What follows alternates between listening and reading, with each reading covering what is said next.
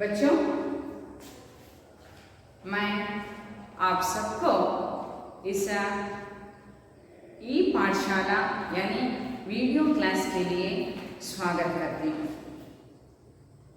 बच्चों, आप सबको बहुत जिम्मेदारी है। आप इस वीडियो से ही पूरा पाठ को अच्छे तरह से समझने की अनिवार्यता है। आप सबको पता है 8वीं तक स्कूल खोलने की कोई सोच नहीं है। ये है सरकार का राय या निर्णय है। समझ गए बच्चों? इसलिए आपका जिम्मेदारी और ज्यादा हो गया है। आप ही टीचर हैं, आप ही सीखने वाले हैं। समझ में गए बच्चों? तो इसीलिए आप क्या करना, तो बार बार इस वीडियो को देखना और वैसा ही जो पुस्तक में रहते हैं ना उसको बार बार पढ़ना। जो एक एक पैरा डेली लिखना बच्चों। समझ में गए? हाँ। तो आज मैं आपके सामने हाजिर हूँ एक नए पाठ और आप सबको बहुत पसंद वाले विषय। समझ में गए बच्चों?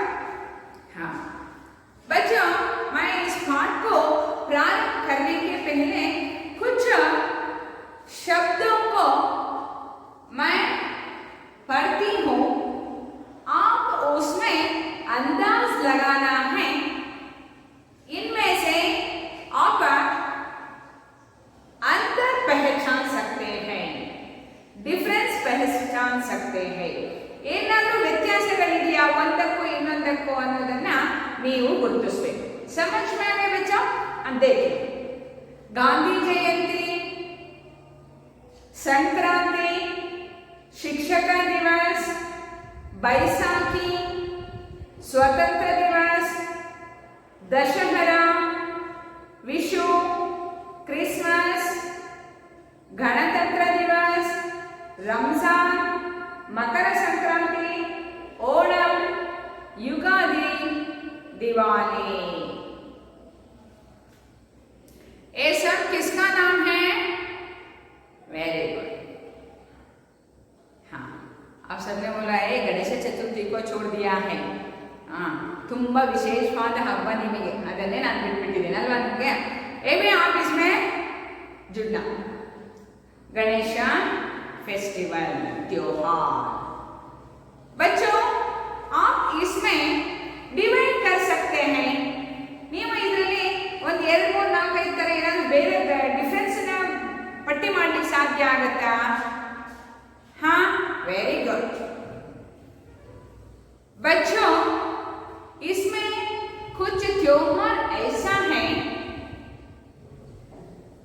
ओ त्योहारों को केवल हिंदू ही मनाते हैं और कुछ त्योहार हैं इनको केवल ईसाई लोग यानी क्रिसमस लोग मनाते हैं।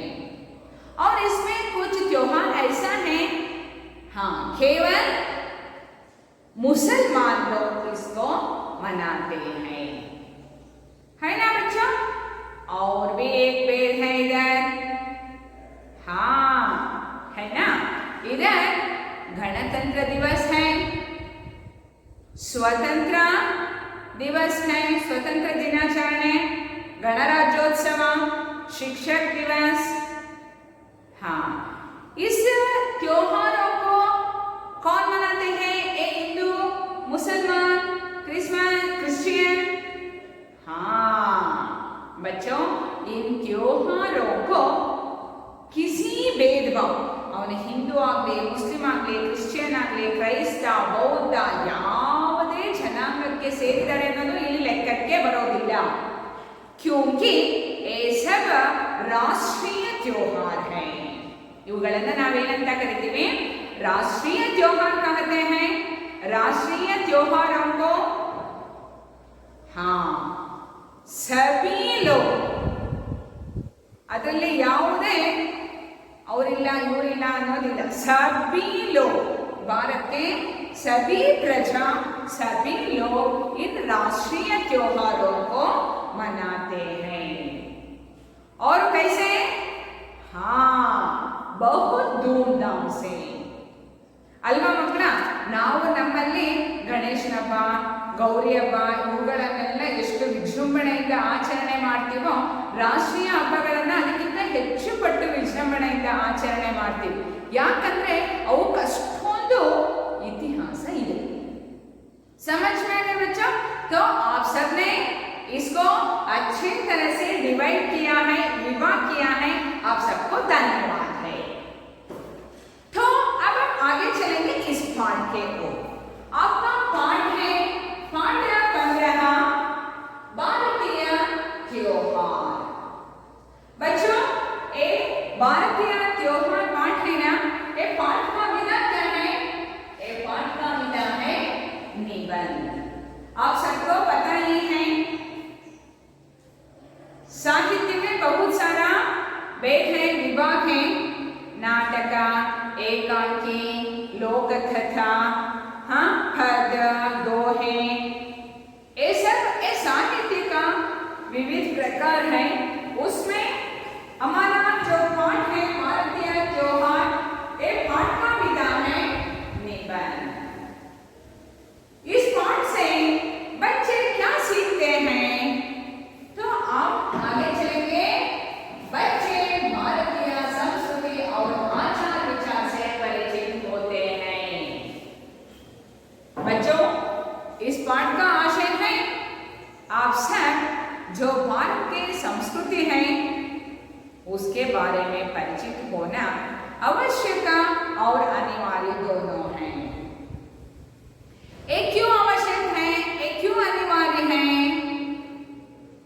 बच्चों भारत एक ऐसा देश है एक ऐसा परंपरा है आप सबने समाज में पढ़ा है ना हाँ ವಿವಿಧತೆಯಲ್ಲಿ ಏಕತೆಯನ್ನು ಹೊಂದಿರುವಂತಹ ದೇಶ ಭಾರತ ದೇಶ इडीं पूरा विश्व में भारत जैसे अनेक जाति धर्म भाषे संस्कृति आचार विचार इष्टೊಂದು ವಿವಿಧತೆಗಳನ್ನು ಹೊಂದಿರುವಂತಹ ದೇಶ ಪ್ರಪಂಚದಲ್ಲಿ ಮತ್ತೆಲ್ಲೂ ಇಲ್ಲ इसीलिए बच्चों हम हमारा जो संविधान है ना ನಮ್ಮ ಸಂವಿಧಾನ ಇದೆಯಲ್ಲ ಸಂವಿಧಾನದಲ್ಲಿ ಧಾರ್ಮಿಕ ಸ್ವಾತಂತ್ರ್ಯ ಹೇಳ್ತೀವಿ ನಾವು ಅಂದ್ರೆ ನಾನು ಯಾವ ಧರ್ಮವನ್ನಾದರೂ ಆಚರಣೆ ಮಾಡ್ಬೋದು ಒಪ್ಕೋಬಹುದು ದೇವಸ್ಥಾನಕ್ಕಾದ್ರೂ ಹೋಗ್ಬೋದು ಎಲ್ಲಿಗಾದ್ರೂ ಹೋಗ್ಬೋದು ಅದಕ್ಕೆ ನನಗೆ ಸ್ವಾತಂತ್ರ್ಯ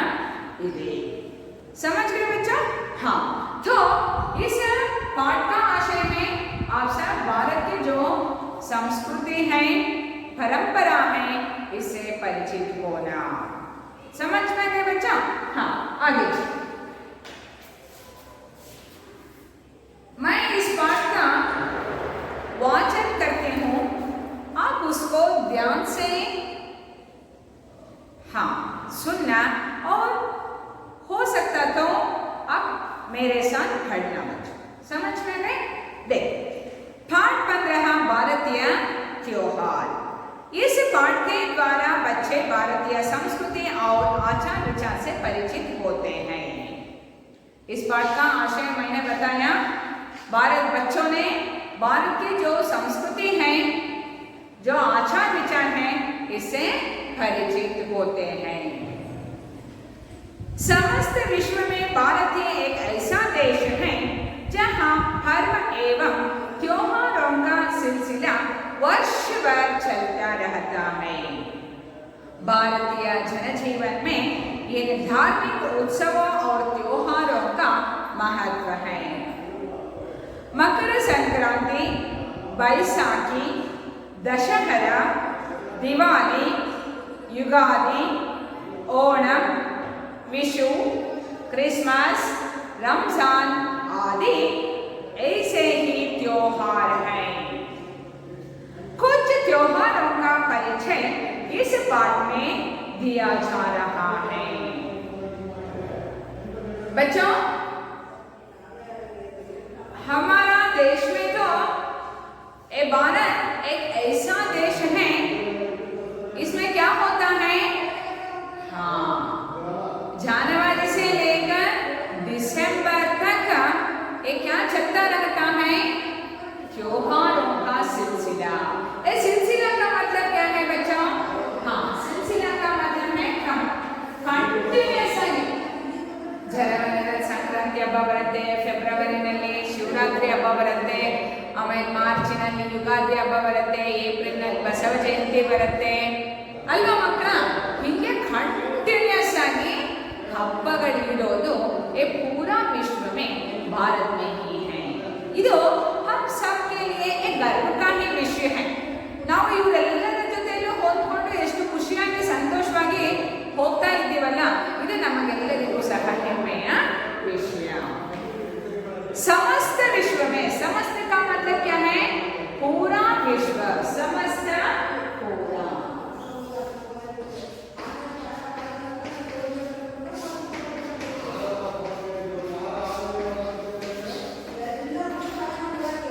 समस्त का मतलब क्या है? हाँ, पूरा विश्व में भारत एक ऐसा देश है जहाँ धर्म एवं त्योहारों, त्योहार का मतलब क्या है? त्योहार का मतलब है पर्व, पर्व का मतलब है हब्बಗಳು। मैंने बताया कि भारतीय त्योहार, भारतीय त्योहार का मतलब भारत में मनाने वाले त्योहार, ಭಾರತದಲ್ಲಿ ಆಚರಿಸುವಂತಹ ಹಬ್ಬಗಳು। जहाँ धर्म एवं त्योहारों का सिलसिला, सिलसिला का मतलब क्या है? क्रम, ಒಂದಾದ್ಮೇಲೆ ಒಂದು वर्ष भर चलता रहता है। कितना सा महीना रहता है एक वर्ष में? हाँ, 12 साल रहता है। 12 से भी ज्यादा त्योहार है ना बच्चों? हाँ, अक्टूबर में हमने 3-4 दिन दशहरा मनाया, दशहरा त्योहार, दसरा हब्बवन्न ಮಾಡಿದ್ವಿ। उसके बाद हाँ, नवंबर में दीपावली 3-4 दिन दीपावली को मनाया, है ना बच्चा? तो आगे का मास में कौन सा हम है? क्रिसमस है। उसके आगे क्या है? संक्रांति है ना बच्चा? हाँ, एक क्रम है। ಒಂದು ತಿಂಗಳಾದ್ಮೇಲೆ ಒಂದು ತಿಂಗಳು ಹೆಂಗ್ ಬರುತ್ತೋ ಈ ಹಬ್ಬಗಳು ಒಂದಾದ್ಮೇಲೆ ಒಂದು ಕಂಟಿನ್ಯೂಸ್ ಬರ್ತಾ ಇರುತ್ತೆ। भारतीय एक ऐसा देश है, इस देश में ही ऐसा परंपरा है जहाँ पर्व एवं त्योहारों का सिलसिला वर्ष भर, वर्ष भर का मतलब क्या है? पूरा वर्ष, वर्ष पूर्ति, भर का मतलब है वर्ष पूर्ति चलता रहता है। भारतीय जनजीवन में धार्मिक उत्सवों एवं त्योहारों का महत्व है। ಮಕ್ಕಳ ಆಗಂತ ಇದನ್ನ ಸುಮ್ಮನೆ ಆಚರಣೆ ಮಾಡೋದಿಲ್ಲ। ವರ್ಷದಲ್ಲಿ ಬರುವಂತಹ 10-15 ಹಬ್ಬಗಳನ್ನು ನಾವು ಆಚರಣೆ ಮಾಡ್ತೀವಿ ಅಂತಂದ್ರೆ ಆ ಉತ್ಸವಗಳಿಗೆ, ಆ ಹಬ್ಬಗಳಿಗೆ ಅಷ್ಟೇ ಮಹತ್ವ ಇದೆ। ಸಮಜ್ಮೇಲೆ ಬಚ್ಚೋ? ಹಾ, ದೀಪಾವಳಿ ಹಬ್ಬವನ್ನ ಮಾಡಿದ್ವಿ, ದೀಪಾವಳಿ ಹಬ್ಬಕ್ಕೆ ಕಮ್ಮಿ ಇತಿಹಾಸ ಇದೆಯಾ? ದಸರಾ ಹಬ್ಬವನ್ನ ಆಚರಣೆ ಮಾಡಿದ್ವಿ, ಅದಕ್ಕೆ ಕಮ್ಮಿ ಇತಿಹಾಸ ಇದೆಯಾ? ಆ ಹಬ್ಬಗಳಿಗೆ, ಉತ್ಸವಗಳಿಗೆ ಅದರದ್ದೇ ಆದಂತಹ ಮಹತ್ವ ಇದೆ। इसीलिए हम सब इस त्योहारों को बहुत धूमधाम से, बहुत खुशी से और उमंग से, उमंग का मतलब क्या है? उमंग का मतलब है उल्लास, ತುಂಬಾ ಖುಷಿಯಾಗಿ ಹಬ್ಬಗಳನ್ನು ನಾವು ಆಚರಣೆ ಮಾಡ್ತೇವೆ, है ना बच्चों? हाँ, भारतीय जनजीवन में धार्मिक उत्सव एवं त्योहारों का महत्व है। बच्चों, मैंने ही बताया कुछ त्योहारों को मैंने क्या कहा? राष्ट्रीय त्योहार कहा। जो राष्ट्रीय त्योहार है उसके अतिरिक्त पूरे त्योहारों को हम धार्मिक त्योहार कह सकते हैं, क्योंकि उस त्योहारों को उस संबंधित धर्म के लोग उस त्योहार को मनाते हैं। समझ में आए बच्चों? आगे मकर संक्रांति।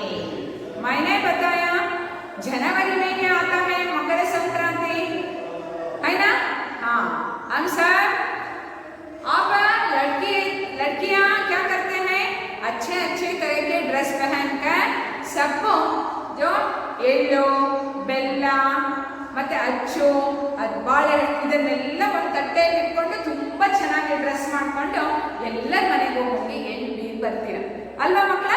ಹಾ, मकर संक्रांति। बैसाखी, ये बैसाखी त्योहार हमारे कर्नाटक में नहीं मनाते हैं, हाँ ये पंजाब में मनाने वाला एक त्योहार है और ये दशहरा है। दशहरा का मतलब है दसरा। दसरा त्योहार को कौन मनाते हैं? हाँ ये पूरा का पूरा लोग इसको मनाते हैं। विशेषतः कहाँ मनाते हैं इसको? वेरी गुड, कहाँ? मैसूर में। मैसूर दसरा विश्व विख्यात है। पूरे विश्व में मैसूर में मनाने वाला जो दसरा है पूरा विश्व में प्रसिद्ध है, इसलिए उसको कहता है जगत विख्यात दसरा, मैसूर दसरा। ए देश विदेश से लोग आते हैं मैसूर, समझ में गए बच्चा? हाँ। दिवाली, दिवाली का मतलब है दीपावली, ये तो ये पूरे भारत में मनाते हैं, है ना? एक दिन लक्ष्मी पूजा करते हैं, एक दिन पानी का पूजा करते हैं, एक दिन बलि की पूजा करते हैं। वैसा ही हम क्या करते हैं? बहुत सारे व्यंजनों को बनाते हैं, है ना? 3 दिन 3 दिन ತಿಂದು ಸಾಕಾಗತ್ತೆ, ಖುಷಿನ ಖುಷಿ ಅಲ್ವಾ ಮಕ್ಕಳ? हाँ, वैसा ही युगादि। युगादि तो आप सबको पता है, युग युगादि ಕಳೆದರೂ ಯುಗಾದಿ ಮರಳಿ ಬರುತ್ತಿದೆ, ಹೊಸ ವರುಷಕ್ಕೆ ಹೊಸ ಹರುಷವ ಹೊಸತು ಹೊಸತು ತರುತ್ತಿದೆ, ಹೊಸತು ಹೊಸತು ತರುತ್ತಿದೆ, है ना बच्चों? हाँ, ये तो हमारे लिए नए वर्ष मानते हैं, है ना? हाँ, ಆ ಹಬ್ಬ ನಮಗೆ ಹೊಸ ಹಬ್ಬ, ಅದರಿಂದ ನಾವು ಬಟ್ಟೆ ಎಲ್ಲ ತಗೋತೀವಿ, ಮೈಗೆಲ್ಲ ಚೆನ್ನಾಗಿ ಎಣ್ಣೆ ಹಚ್ಕೊಂಡು ಸ್ನಾನವನ್ನೆಲ್ಲ ಮಾಡ್ತೀವಿ ಅಲ್ವಾ ಮಕ್ಕಳ? हाँ, मैंने और एक बात बताने को सोचा था, मैंने नहीं बताया, जो मैं पहले ही बताया। हर एक त्योहार का एक महत्व और क्या होता है, महत्व रहता है। ನೋಡಿ, ಎಲ್ಲ ಹಬ್ಬಗಳಿಗೂ ವೈಜ್ಞಾನಿಕವಾದಂತಹ ಕಾರಣವೂ ಸಹ ಇದೆ. ನಾವು ಪ್ರತಿ ಹಬ್ಬದಲ್ಲೂ ಮಾವಿನ ತೋರಣವನ್ನು ಕಟ್ತೇವೆ ಮಕ್ಕಳ. ಆ ಮಾವಿನ ತೋರಣ ಕಟ್ತೀವಲ್ಲ ಏನೇ, ಅದಕ್ಕೆ ಎಷ್ಟೆಷ್ಟು ಕೋಟ್ಯಾನು ಕೋಟಿ ಆ ಕ್ರಿಮಿ ಕೀಟಗಳನ್ನೆಲ್ಲ ನಾಶ ಮಾಡುವಂತಹ ಶಕ್ತಿ ಇರುತ್ತಂತೆ. ನಾವಂತೂ ಪ್ರತಿ ಹಬ್ಬಕ್ಕೂ ಕಟ್ತೀವಿ ಅಲ್ವಾ? ಅಲ್ಲಿ ತಿಂಗಳಿಗೆ ಒಂದ್ಸಲಿ ಕಟ್ತೀವಿ, समझ गए बच्चों? हाँ, हमने ये दीपावली त्योहार था ना, तब हमने क्या किया, चिकमंगलूर में जो देवी रम्मा नाम का एक पर्वत है, देवी रम्मन ದೇವಸ್ಥಾನ ಅಂತಾನೆ ಇದೆ. ನಾವಲ್ಲಿ ಏನ್ ಮಾಡ್ತೀವಿ, ಆರತಿ ಬೆಳಗೋದು ಅಂತ ಮಾಡ್ತೀವಿ. ನಾವು ಆರತಿಯನ್ನು ಯಾವ್ದ್ರಲ್ಲಿ ಬೆಳಗ್ತೀವಿ? ಎಳ್ಳು ಮತ್ತೆ ಬೆಲ್ಲವನ್ನ ಚೆನ್ನಾಗಿ ಎಳ್ಳನ್ನ ಹುರಿದ್ಬಿಟ್ಟು ಹದ ಮಾಡಿ ಚಿಗಣಿ ಅಂತ ಹೇಳ್ತೀವಲ್ವಾ, ಅದರಲ್ಲಿ ದೀಪವನ್ನ ಹಚ್ಚಿ ಆರತಿಯನ್ನ ಮಾಡ್ತೀವಿ. ಆರತಿ ಮಾಡಾದ್ಮೇಲೆ ಏನ್ ಮಾಡ್ತೀವಿ ನಾವು? ಆ ಚಿಗಣಿಯನ್ನ ತಿಂತೀವಿ ಅಲ್ವಾ ಮಕ್ಕಳ? ಮತ್ತೆ ಈಗ ಮಕರ ಸಂಕ್ರಾಂತಿ ಹಬ್ಬ ಬರುತ್ತೆ, ಅವಾಗ ಎಳ್ಳು ಬೀರುವುದು ಅಂತಾನೆ ಅದಕ್ಕೆ ಹೇಳೋದು. ಅಂದ್ರೆ ಈಗಿನ ಸೀಸನ್ ಅಲ್ಲಿ ನಮ್ಮ ಚರ್ಮ ಎಲ್ಲ ತುಂಬಾ ರಫ್ ಆಗತ್ತೆ. ತುಂಬಾ ರಫ್ ಆಗತ್ತೆ ಅಂತಂದ್ರೆ ಕೆಲವರು ಚರ್ಮ ಅಂತೂ ಬಿರುಕು ಬಿಟ್ಟು ರಕ್ತ ಎಲ್ಲ ಬರುತ್ತೆ. ಅಂದ್ರೆ ಶರೀರಕ್ಕೆ ಎಣ್ಣೆ ಅಂಶ ಬೇಕಾಗಿರೋದ್ರಿಂದ ಆ ಹಬ್ಬಗಳಲ್ಲಿ ಆ ಥರದನ್ನ ಮಾಡಿ ನಾವು ಸುಮ್ಮನೆ ಅಂತೂ ತಿನ್ನಲ್ಲ. ನಮಗೆ ಆರೋಗ್ಯದ ಬಗ್ಗೆ ಅಷ್ಟೊಂದು ಕಾಳಜಿ ಇಲ್ಲದೆ ಇರೋದ್ರಿಂದ ತಿನ್ನೋದಿಲ್ಲ. ಆದರೆ ಅದರ ಚಿಮ್ಮಿಯನ್ನು ಮಾಡ್ತೀವಿ, ಅದನ್ನು ತಿಂತೀವಿ. ಎಳ್ಳು ಬೀಳಲಿಕ್ಕೆ ಅಂತೇಳಿ ಎಳ್ಳು ಬೆಲ್ಲ ಮಾಡಿರ್ತೀವಿ, ಅದನ್ನು ಸುಮಾರು 15-20 ದಿನ ಇಟ್ಕೊಂಡು ತಿಂತೀವಿ. ಅದು ಮುಗಿಯುವೊಂದಿಗೆ ಶಿವರಾತ್ರಿ ಹಬ್ಬ ಬರುತ್ತೆ. ಶಿವರಾತ್ರಿ ಹಬ್ಬದಲ್ಲೂ ನಾವೇನು ಮಾಡ್ತೀವಿ? ಎಳ್ಳು ಶೇಂಗಾ ಎಲ್ಲ ಹಾಕ್ಬಿಟ್ಟು ಉಂಡೆಯನ್ನು ಮಾಡಿ ಇಟ್ಕೊಂಡು ಅದನ್ನೊಂದು 15-20 ದಿನ ತಿಂತೀವಿ. ಅರ್ಥ ಆಗ್ತಿದೆಯಲ್ಲ ಮಕ್ಕಳ? ಅಂದರೆ ಪ್ರತಿ ಹಬ್ಬಕ್ಕೂ ಅದರದ್ದೇ ಆದಂತಹ ಮಹತ್ವ, ವಿಶೇಷ ಮತ್ತು ವೈಜ್ಞಾನಿಕ ಕಾರಣ ಕೂಡ ಇರುತ್ತೆ. ಆದ್ರಿಂದ हम सब क्या करना है,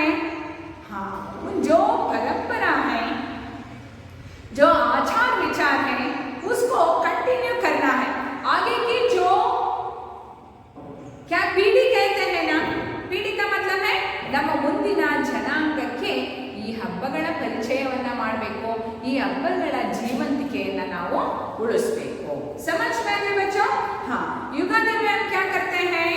हाँ, ಬೇವು ಬೆಲ್ಲವನ್ನ ತಿಂತೀವಿ. ಬೇವಿನ ಎಲೆಗಳ ಕಂಪಲ್ಸರಿ ನಾವು ಬೇವಿನ ಎಣ್ಣೆಯನ್ನ ಚೆನ್ನಾಗಿ ಹರಳೆಣ್ಣೆ ಮತ್ತು ಬೇವಿನ ಎಲೆ ಮತ್ತೆ ಅರಿಶಿನ ಪುಡಿಯನ್ನ ಚೆನ್ನಾಗಿ ಬಿಸಿ ಮಾಡ್ಕೊಂಡ್ಬಿಟ್ಟು ಮೈಗೆಲ್ಲ ಹಚ್ಚಿ ಮಕ್ಕಳಿಗೆಲ್ಲ ವಿಶೇಷವಾಗಿ 1-2 ಗಂಟೆ ಅವರನ್ನು ಚೆನ್ನಾಗಿ ಬಿಸಿಲಿನಲ್ಲಿ ನಿಲ್ಲಿಸಿ ಸ್ನಾನವನ್ನ ಮಾಡಿಸ್ತೀವಿ. ಎಂಥ ಆರೋಗ್ಯವಾದಂತಹ ಒಂದು ಕ್ರಿಯೆ ಅಂತಂದ್ರೆ ನಮಗೆ ಅದರ ಅದರ ಉಪಯೋಗ ಎಷ್ಟು ಅಂತ ಅನ್ನೋದನ್ನ ಹೇಳಲಿಕ್ಕೆ ಸಾಧ್ಯ ಇಲ್ಲ. ಅರ್ಥ ಆಗ್ತಿದೆಯಲ್ವಾ ಮಕ್ಕಳ? ಹಾ, ಯುಗಾದಿ ಅವರು उसके बाद क्या करते हैं? ಚೆನ್ನಾಗಿ ಎಣ್ಣೆ ಸ್ನಾನ ಎಲ್ಲ ಮಾಡ್ತೀವಿ. ಅದಾದ್ಮೇಲೆ ಎಲ್ಲೋ ಎಂತ ಬೇವು ಬೆಲ್ಲವನ್ನ ಹಂಚ್ತೀವಿ. ಅದಾದ್ಮೇಲೆ ಚಂದ್ರನ್ ನೋಡ್ತೀವಿ. ಚಂದ್ರನ್ ನೋಡಾದ್ಮೇಲೆ ಏನ್ ಮಾಡ್ಬಿಡ್ತೀವಿ, ಯಾರ್ಯಾರು ಹಿರಿಯರು ಅಂತ ಇರ್ತಾರೆ ಅವ್ರಿಗೆಲ್ಲ ಹೋಗಿ ನಮಸ್ಕಾರ ಮಾಡಿಬಿಟ್ಟು ಕಾಲಿಗೆ ಬಿದ್ದು ಬರ್ತೀವಿ ಅಲ್ವಾ ಮಕ್ಕಳ? ಅದು ಎಷ್ಟು ಪ್ರೀತಿ ವಿಶ್ವಾಸವನ್ನ ಉಳಿಸುತ್ತೆ. ಒಬ್ರಿಗೆ ಸಹಕಾರ ಭಾವನೆ, ಪ್ರೀತಿ ವಿಶ್ವಾಸ, ಸಹೋದರತ್ವ, ಅವರು ನಮ್ಮವರೇ, ನಮಗೂ ಎಷ್ಟೊಂದು ಜನ ಇದ್ದಾರೆ, ಈ ಎಲ್ಲ ಭಾವನೆಗಳು ಈ ಹಬ್ಬಗಳಿಂದ ಬರುತ್ತೆ. इसलिए मैंने पहले ही बताया हर एक त्योहार हर एक उत्सव के लिए बहुत सारा महत्व है. ओणम, विशु, क्रिसमस, रमजान इत्यादि ऐसे ही त्योहार है. ಇವೆಲ್ಲವೂ ಸಹ ಇದೇ ರೀತಿಯಾದಂತಹ ಹಬ್ಬಗಳು, ಆಚರಣೆಗಳು. कुछ त्योहारों का परिचय इस पाठ में दिया जा रहा है. बच्चों, मैंने तो बताया बहुत सारे त्योहारों के बारे में, पर कुछ त्योहारों के बारे में हम ज्यादा जानकारी प्राप्त करेंगे. समझ में आए बच्चों? तो आगे मकर संक्रांति. बच्चों, उस फोटो में ही है, आप उस फोटो में देख लो. ಅಪ್ಪ ಅಮ್ಮ ಇಬ್ಬರು ಆ ಎತ್ತುಗಳಿಗೆ ಪೂಜೆಯನ್ನ ಮಾಡ್ತಾ ಇದ್ದಾರೆ. ಆ ಎತ್ತುಗಳಿಗೂ ತುಂಬಾ ಚೆನ್ನಾಗಿ ಅಲಂಕಾರವನ್ನ ಮಾಡಿದ್ದಾರೆ. ಇಲ್ಲಿ ಹುಡುಗಿಯವರಿಬ್ರು ತುಂಬಾ ಚೆನ್ನಾಗಿ ಅಲಂಕಾರವನ್ನ ಮಾಡಿಕೊಂಡು ಎಳ್ಳು ಬೀರ್ಲಿಕ್ಕೆ ಹೋಗ್ತಾ ಇದ್ದಾರೆ.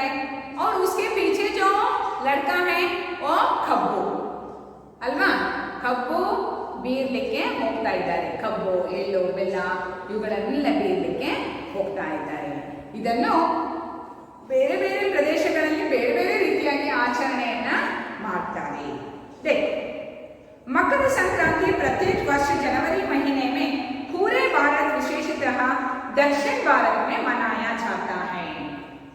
बच्चों, ये दक्षिण भारत का मतलब है कर्नाटक, तमिಳುನಾಡು, ಆಂಧ್ರ ಪ್ರದೇಶ, ಕೇರಳ ಈ ಭಾಗಗಳಲ್ಲಿ ಮಕರ ಸಂಕ್ರಾಂತಿ ಹಬ್ಬವನ್ನ नए वर्ष, ಹೊಸ ವರ್ಷದ ಪ್ರಾರಂಭ ऐसे मानकर मनाते हैं.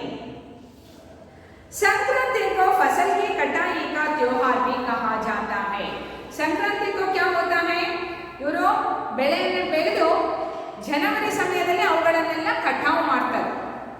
ಅಕ್ಕಿ, ರಾಗಿ, ಭತ್ತ ಅಲ್ವಾ, ಎಳ್ಳು, ಶೇಂಗಾ ಇವೆಲ್ಲವುಗಳನ್ನ ಕಟಾವು ಮಾಡಿ ಇಟ್ಟಿರ್ತಾರೆ, ಮಾಡ್ತಾರೆ.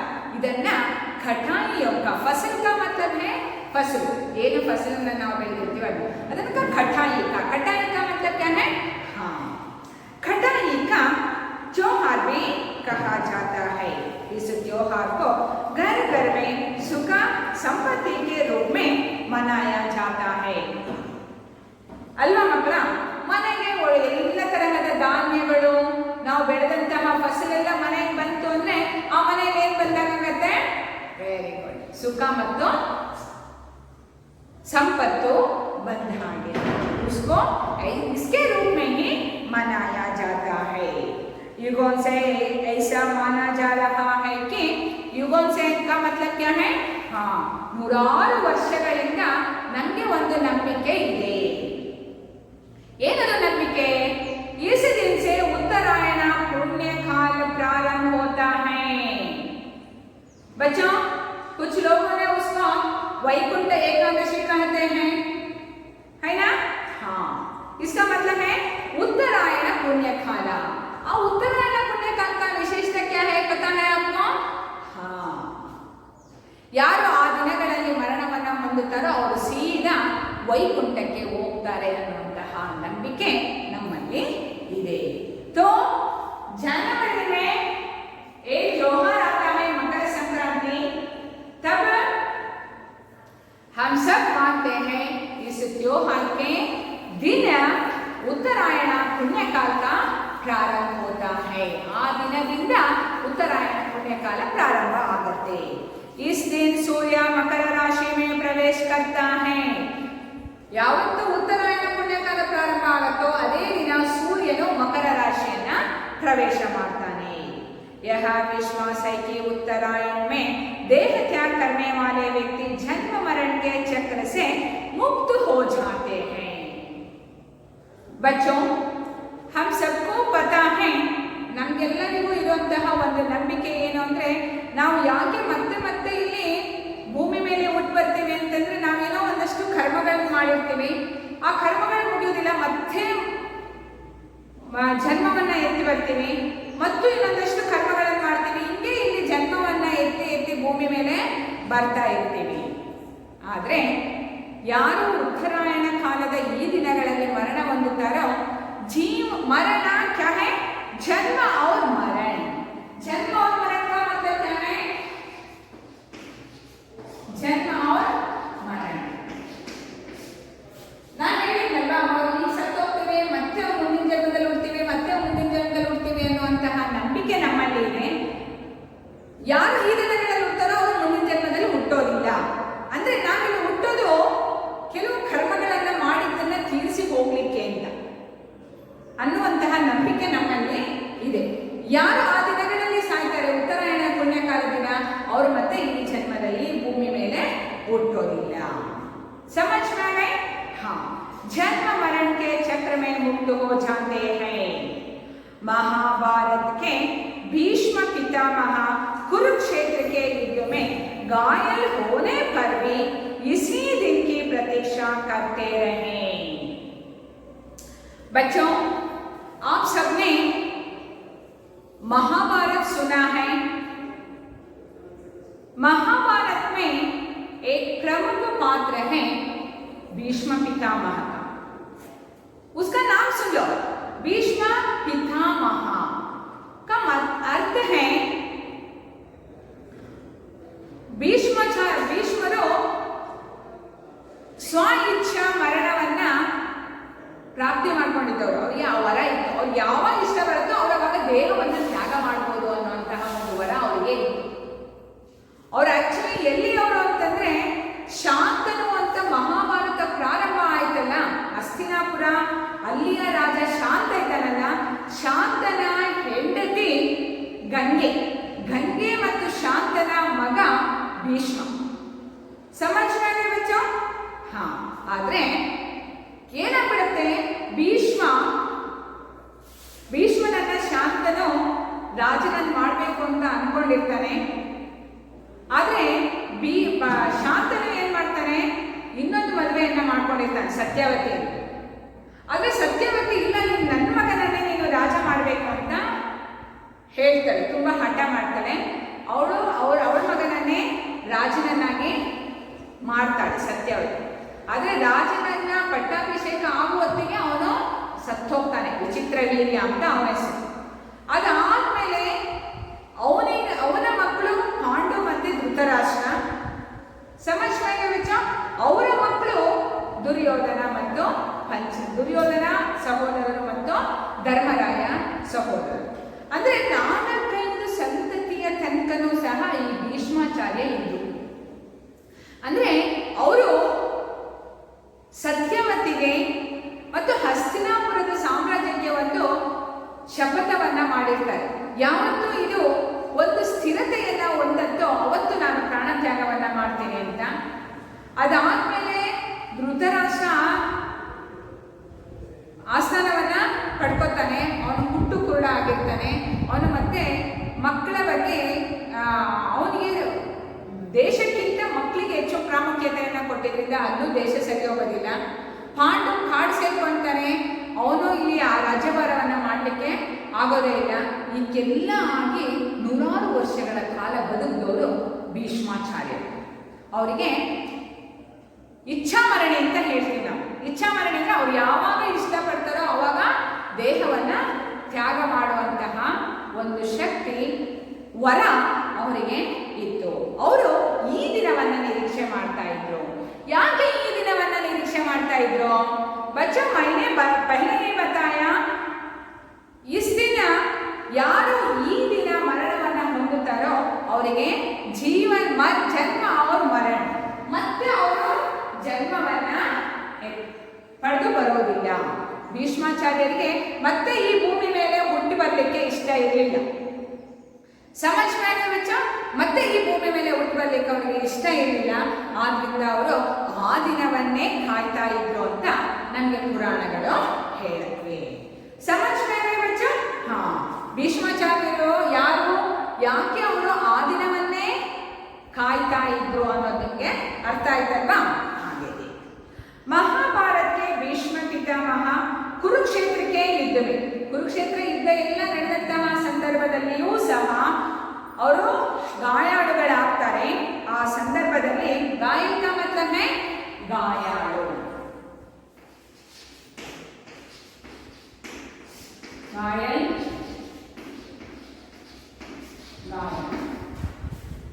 बच्चा मैं इस वीडियो के बाद कुछ फोटोज का क्लिपिंग्स है उसको डालती हूँ, आप उसको ध्यान से देखना. ನಾನು ಒಂದು ಭೀಷ್ಮ ಪಿತಾಮಹ ಅಥವಾ ಯಾವುದಾದ್ರು ಕೆಲವು ಹಬ್ಬಗಳದ್ದು ಅದು ಇದನ್ನ ನೆಕ್ಸ್ಟ್ ನಲ್ಲಿ ಫೋಟೋಸ್ ಹಾಕಿರ್ತೀವಿ, ಅದನ್ನು ನೋಡಿ ನೀವು ಗಮನಿಸ್ಕೊಳ್ಳಿ. ಭೀಷ್ಮಾಚಾರ್ಯರು ಬಾಣಗಳ ಮಂಚದ ಮೇಲೆ ಮಲಕೊಂಡಿದ್ರು ಸಹ ಇಲ್ಲ ನಾನು ಉತ್ತರಾಯಣ ಪುಣ್ಯಕಾಲದ ದಿನದಂದೇ ನಾನು ಪ್ರಾಣತ್ಯಾಗವನ್ನ ಮಾಡಬೇಕು ಅಂತ ಯಾಕೆ ಅನ್ಕೊಂಡ್ರು, ಅಷ್ಟು ಕಷ್ಟದಲ್ಲಿಯೋ ಅಂತನ್ನೋದೆಲ್ಲ ನಿಮಗೆ ತುಂಬಾ ಚೆನ್ನಾಗಿ ಅರ್ಥ ಆಗುತ್ತೆ. समझ में आगे बच्चा? आगे इस दिन की प्रतीक्षा करते रहे. प्रतीक्षा का मतलब क्या है? इंतजार. इंतजार का मतलब है निरीक्षे. उत्तरायण पुण्यकालದ ದಿನದ ನಿರೀಕ್ಷೆಯನ್ನೇ ಮಾಡ್ತಾ ಇದ್ರು ಭೀಷ್ಮ पितामह. और सूर्य के मकर राशि में प्रवेश करते ही उन्होंने अंतिम सांस ली. सांस का मतलब क्या है? ಉಸಿರಾಡು. अंतिम सांस ಕೊನೆಯ ಉಸಿರೆಳೆದರು. समझ में आ गए बच्चों? ಅವರು ತುಂಬಾ ದಿನದ ತನಕ ಕುರುಕ್ಷೇತ್ರ ಯುದ್ಧ ನಡೀತಾ ಇತ್ತು. ಕುರುಕ್ಷೇತ್ರ ಯುದ್ಧದಲ್ಲೇನೆ ಯುದ್ಧ ಭೂಮಿಯಲ್ಲೇನೆ ಅವರಿಗೆ ಬಾಣಗಳ ಮಂಚವನ್ನ ಮಾಡಿ ಅವರನ್ನ ಮಲಗಿಸಲಾಗತ್ತೆ. ಯಾಕಂದ್ರೆ ಅವರು ಭೂಮಿ ಮೇಲೆ ಮಲಗಿದ್ರೆ ಒಳ್ಳೇದಾಗಲ್ಲ ಅನ್ನೋ ಕಾರಣಕ್ಕೆ ಶ್ರೀಕೃಷ್ಣ ಪರಮಾತ್ಮನೇ ಅರ್ಜುನನಿಗೆ ಹೇಳ್ತಾನೆ, ನೀನು ಅದಕ್ಕೆ ಅವರಿಗೊಂದು ಬಾಣಗಳ ಮಂಚವನ್ನ ಮಾಡು ಅಂತ. ಅದ್ರ ಮೇಲೆ ಅವ್ರು ಮಲಗ್ತಾರೆ. ಅಷ್ಟು ನೋವಿದ್ರೂ ಸಹ ಅವರು ಉತ್ತರಾಯಣ ಪುಣ್ಯಕಾಲದ ದಿನವನ್ನೇ ಕಾಯ್ದು ಯಾವತ್ತು ಸೂರ್ಯ ಮಕರ ರಾಶಿಯನ್ನ ಪ್ರವೇಶ ಮಾಡ್ತಾನೆ ಆ ದಿನ ಅವರು अंतिम सांस ली. अंतिम सांस मतलब है लिखना है कोने उसिरेलेलो. इसका मतलब क्या है? मर गया. समझ में आएगा बच्चा? हाँ. तो अब आगे चलेंगे. दूसरा त्योहार बैसाखी. आगे यह त्योहार पंजाब में मनाया जाता है. बच्चों इसी तरह जो दक्षिण भारत में मनाने वाले मकर संक्रांति के बारे में जान चुके हैं, है ना? ये दक्षिण भारत में का मतलब क्या है? आंध्र प्रदेश, तमिलनाडु, केरला, कर्नाटका, ऐसा, है ना? अब हम चल गया पंजाब. पंजाब किधर है? उत्तर में है. पंजाब में मनाने वाले एक विशेष त्योहार है बैसाखी. यह त्योहार पंजाब में मनाया जाता है. पंजाबी इसे नए साल का प्रारंभ मानते हैं. पंजाबी लोग भी जिस तरह हम मकर संक्रांति को नए साल मानते हैं, वैसे ही जो पंजाब के लोग हैं ना वो भी इसको नए साल के रूप में मनाते हैं. इसे नई फसल का त्योहार भी माना जाता है. हम इस मकर संक्रांति को फसल काटने का त्योहार मानते हैं ना, वैसे ही वो भी और पंजाबिनವರು ಸಹ ಇದನ್ನ ನೈ ಕ್ಯಾ ಬೆಳೆಗಳನ್ನ ಹೊಸದಾಗಿ ಬೆಳೆದು ಇರುವಂತಹ ಬೆಳೆಗಳನ್ನ ಕಟಾವು ಮಾಡುವ ಹಬ್ಬ ಅಂತಾನೆ ಆಚರಣೆಯನ್ನ ಮಾಡ್ತಾರೆ. बच्चों मैं इस पार्ट के बाद एक क्लिपिंग्स डालती हूँ, आप उसको देखना है। और ಯಾವ ತರ ಬೈಸಾಖಿ ಹಬ್ಬದಲ್ಲಿ ಹೊಲಗಳಿಗೆ ಹೋಗಿ ತುಂಬಾ ಚೆನ್ನಾಗಿ ಡ್ರೆಸ್ ಮಾಡ್ಕೊಂಡು ಹೊಲಗಳಿಗೆ ಹೋಗಿ ನೃತ್ಯಗಳನ್ನೆಲ್ಲ ಮಾಡ್ತಾರೆ.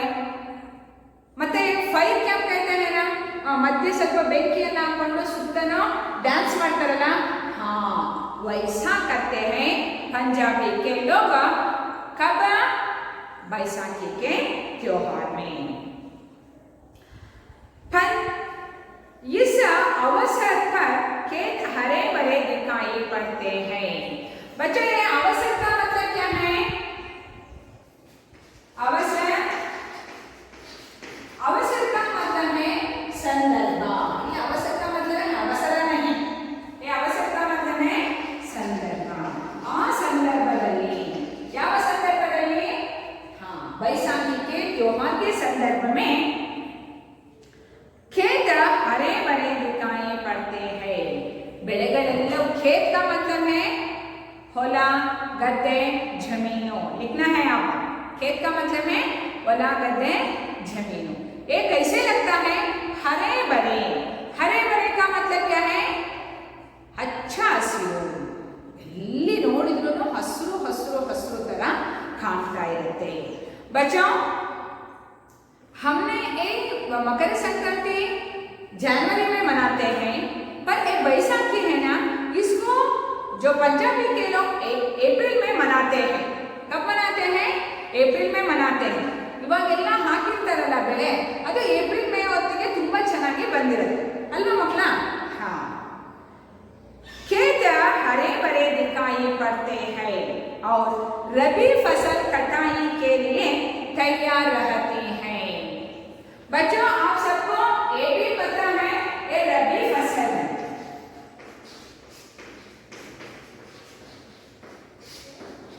आप सबको पता है ಹಿಂಗಾರು ಬೆಳೆಗಳು ಮುಂಗಾರು ಬೆಳೆಗಳು कहते हैं ना। हाँ ಮುಂಗಾರು ಬೆಳೆ किसे कहते हैं? हाँ ಮಳೆಗಾಲದಲ್ಲಿ ನಾವು ಬಿತ್ತನೆಯನ್ನು ಮಾಡಿ ಬೆಳೆಗಳನ್ನು ಬೆಳಿತೀವಲ್ಲ उसको हम कहते हैं ಮುಂಗಾರು ಬೆಳೆ। उसके बाद में जो ಬೆಳೆಗಳನ್ನು ಬೆಳಿತೀವಲ್ಲ उसे हम कहते हैं ಹಿಂಗಾರು। इधर रबी का फसल का मतलब क्या है? हाँ समझ में आया बच्चों? हाँ रबी फसल कटाई के लिए तैयारी रहती है। ಬೆಳೆ ಕಟ್ ಮಾಡಿರಲ್ಲ ಅವರು, ಕಟ್ ಮಾಡೋದಕ್ಕೆ ಸಿದ್ಧವಾಗಿರುತ್ತೆ। इस कारण गांवों के किसान खुशी और उमंग से भर जाते हैं। ನಾವು ಹೊಲ ಗದ್ದೆಗಳಿಗೆಲ್ಲ ಹೋದಾಗ ಬೆಳೆಗಳು ಚೆನ್ನಾಗಿ ಬೆಳೆದಿತ್ತು ಅಂತಂದ್ರೆ ನಮ್ಮ ಮನಸ್ಸು ಹೇಗಿರುತ್ತೆ? ಹಾ ತುಂಬಾ ಖುಷಿ ಖುಷಿಯಾಗಿ ಇರುತ್ತೆ। वैसा ही पंजाब में क्या होता है? इसी कारण गांव के किसान कहाँ रहते हैं? आम तौर पर वो गांव में ही रहते हैं, है ना बच्चा? हाँ एक गांव के किसान खुशी और उमंग। खुशी का मतलब है खुशी संतोष, और उमंग का मतलब है उल्लास। खुशी उल्लास ऐसा एक ही शब्द का विविध अर्थ है ना? हाँ ತುಂಬಾ ಖುಷಿಯಾಗಿ ಇರ್ತಾರೆ ಯಾರು? किसान। कहाँ के? पंजाब के, है ना बच्चा? पंजाबनವರು ಅಂತಾನೆ ಯಾವ ರೈತನಾದರೂ ಸಹ ತಾವು ಬೆಳೆದಿರುವಂತಹ ಬೆಳೆ ಅನ್ಕೊಂಡಿದ್ದ ಮಟ್ಟಿಗೆ ಬಂದಿತ್ತು ಅಂತಂದ್ರೆ ಎಲ್ಲ ಪ್ರತಿಯೊಬ್ಬ ರೈತನಿಗೂ ಸಹ ಅದೇನಾಗಿರುತ್ತೆ? ತುಂಬಾ ಖುಷಿಯಾಗುವಂತ ವಿಷಯನೇ। इसीलिए इस पर्व को उत्सव के रूप में मनाते हैं। ಆದ್ರಿಂದ ಈ ಹಬ್ಬವನ್ನ ಉತ್ಸವದ ರೂಪದಲ್ಲಿ ಆಚರಣೆಯನ್ನ ಮಾಡ್ತಾರೆ ಮಕ್ಕಳ। ನಾವು ಕೆಲವು ಹಬ್ಬಗಳನ್ನ ಮನೆಯಲ್ಲಷ್ಟೇ ಹಬ್ಬ ಮಾಡ್ತೀವಿ, ಮತ್ತೆ ದೇವಸ್ಥಾನದಲ್ಲಷ್ಟೇ ಮಾಡ್ತೀವಿ, ಆದ್ರೆ ಈ ಹಬ್ಬವನ್ನ ಉತ್ಸವದ ರೂಪದಲ್ಲಿ ಮಾಡ್ತಾರೆ। ಏನ್ ಮಾಡ್ತಾರೆ? इस त्योहार के दिन सब मिलकर ओजपूर्ण भांगड़ा और गिद्दा नृत्य करते हैं। बच्चों इस त्योहार में वो नृत्य भी करते हैं। ನಾವು ದೀಪಾವಳಿ ಮಕರ ಸಂಕ್ರಾಂತಿ ಯಾವ ಹಬ್ಬದಲ್ಲೂ ನಾವೇನು ಡ್ಯಾನ್ಸ್ ಮಾಡಲ್ಲ, ಆದರೆ इसीलिए ये त्योहार नहीं है, उसको कैसे मनाते हैं? उत्सव के रूप में मनाते हैं। उत्सवದ ರೂಪದಲ್ಲಿ ಮಾಡ್ತಾರೆ. ಹಬ್ಬಗಳನ್ನ ನಾವು ಮನೆಯಲ್ಲಿ ಮಾತ್ರ ಮಾಡ್ತೀವಿ, ಉತ್ಸವಗಳನ್ನ ಎಲ್ಲರೂ ಸೇರ್ಕೊಂಡು ಊರಿನವರೆಲ್ಲ ಸೇರ್ಕೊಂಡು ಮಾಡ್ತೀವಿ ಅಲ್ವಾ ಮಕ್ಕಳ? हाँ, इसीलिए इस पर्व को उत्सव के रूप में मनाते हैं. इस त्योहार के दिन सब मिलकर ओज पोलना, भांगड़ा और गिद्दा नृत्य करते हैं. बच्चों, हम सब ने सुना है भांगड़ा नृत्य, है ना? ये बल्ला बल्ला जैसे.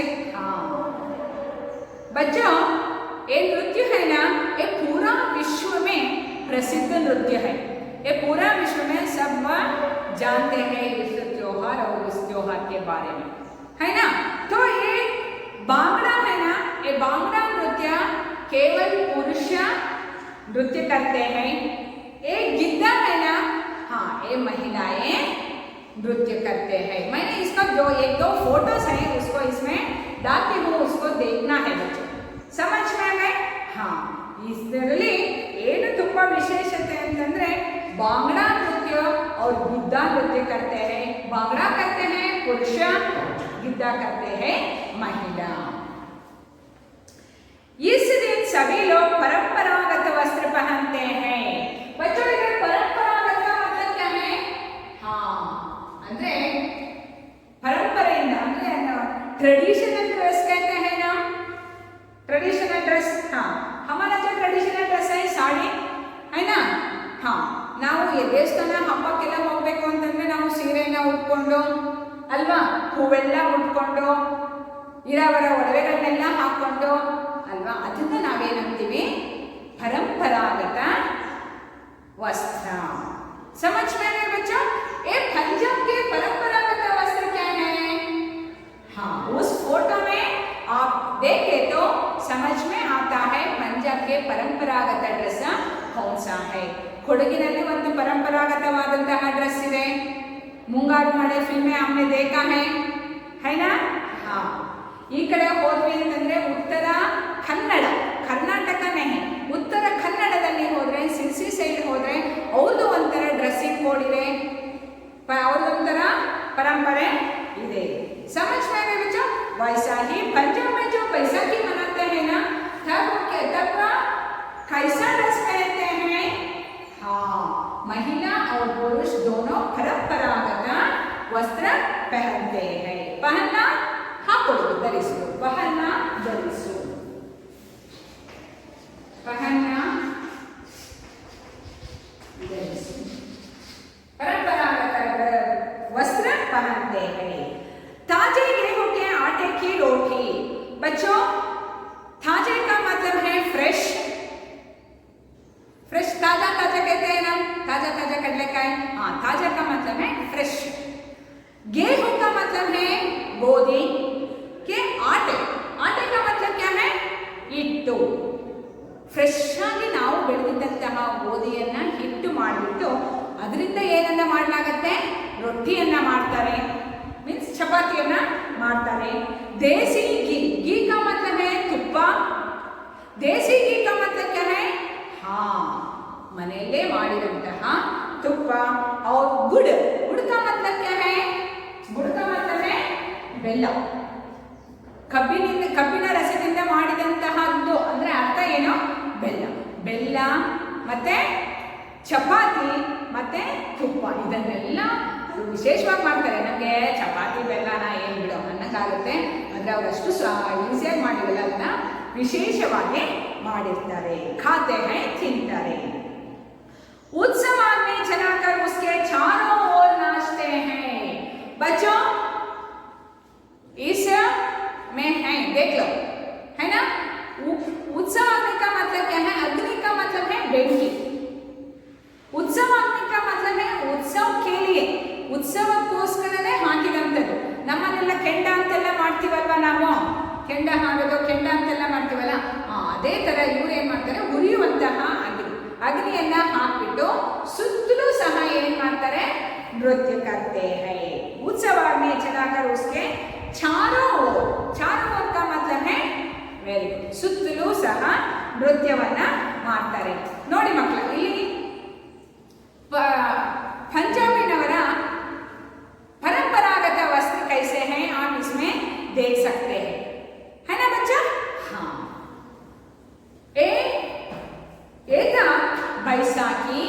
त्योहार।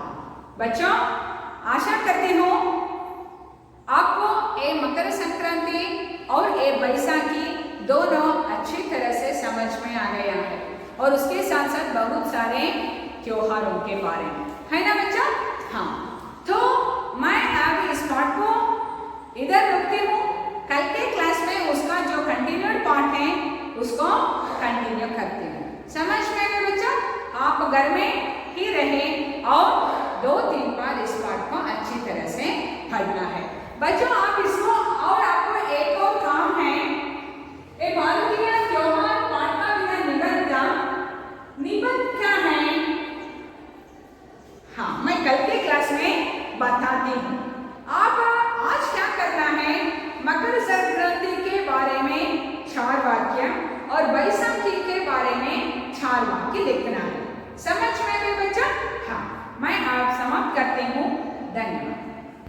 बच्चों, मैंने बताया था भीष्म महर्षि का फोटो और बैसाखी के जो क्लिपिंग्स हैं उसको आप देखकर समझना और याद रखना बच्चों। ये है बैसाखी का चित्र, ये है बैसाखी, ये भांगड़ा और गिद्दी का नृत्य, और ये सब विविध राज्यों में मनाने वाले पर्वत, त्योहार, महोत्सव और उत्सवों का नाम। बच्चे इसको ध्यान से देखना और समझ। इस राज्य में मनाया जाता है दोस्तों, जो मकई यानी कि जिससे पॉपकॉर्न। फ्रेंड्स, स्वागत है आप सभी का मेरे YouTube चैनल पर। फ्रेंड्स, इस वीडियो में बात करने वाले हैं भारत के त्योहार के बारे में। ठीक है, तो जितने भी क्वेश्चन जो महत्वपूर्ण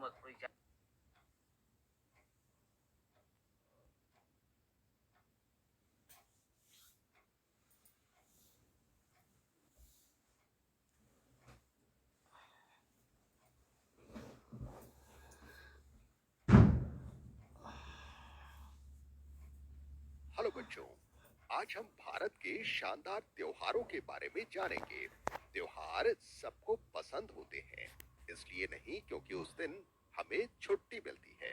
त्योहार का मतलब है जश्न मनाना। हर त्योहार को मनाने का तरीका भी अलग होता है।